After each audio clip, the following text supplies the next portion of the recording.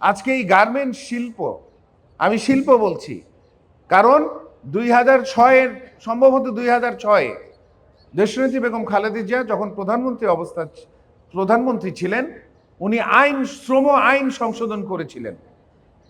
এটা হয়তোবা আপনারা অনেকেই জানেন না। শ্রম আইন সংশোধন করে গার্মেন্ট ব্যবসাকে শিল্প হিসেবে ঘোষণা করেছিলেন এবং বিশেষ করে আমাদের নারীদেরকে এই গার্মেন্ট শিল্পে আরো অন্তর্ভুক্ত করার জন্য বিভিন্নভাবে আইন পাশ করেছিলেন।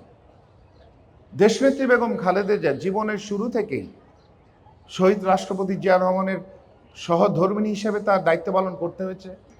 শহীদ রাষ্ট্রপতি জিয়া রহমানকে নির্মমভাবে হত্যা করার পর দেশের মানুষ তাকে, তার 2 জন সন্তান সহ একজন গৃহিণীকে দেশের মানুষের জন্য রাজনীতিতে আমরাই নিয়ে এসেছিলাম, দেশের মানুষ নিয়ে এসেছিল।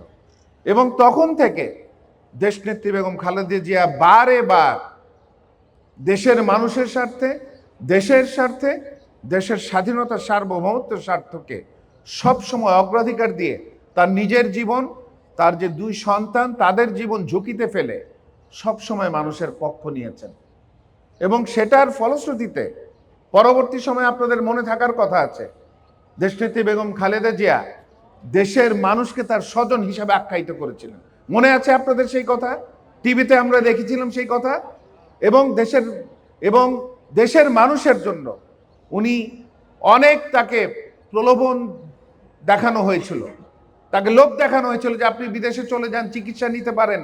কিন্তু দেশের মানুষের কথা ভেবে, আমাদের কথা ভেবে উনি দেশকে ছেড়ে বিদেশে চলে যাননি।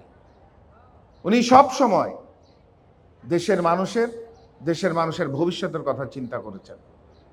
এবং আপনাদের নিশ্চয়ই খেয়াল থাকার কথা, সেই দিন এই খুনি হাসিনা, এই আওয়ামী লীগ কিভাবে তার বাড়ি থেকে টেনে হিঁচড়ে বের করে নিয়ে এসেছিল। এবং জাতি কোনোদিন দেশনেত্রী বেগম খালেদা জিয়া তাকে চোখের পানিতে দেখে নাই কোনোদিন, কিন্তু সেই দিন জাতির সামনে উনি দুঃখে, কষ্টে, বেদনায় তার চোখের পানি আমরা দেখতে পেয়েছিলাম। নিশ্চয়ই মনে আছে আপনাদের কথা।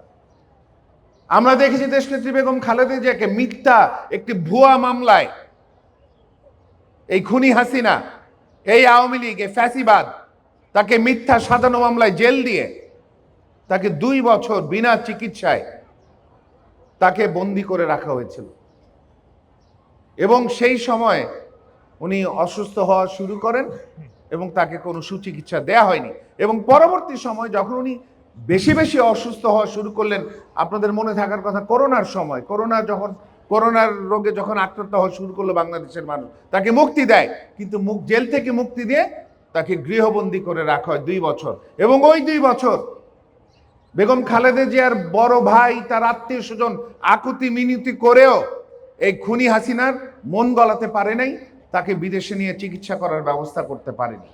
এবং পরবর্তী সময় থেকে আমরা দেখেছি যে ধীরে ধীরে উনি আরো বেশি অসুস্থ হয়েছে।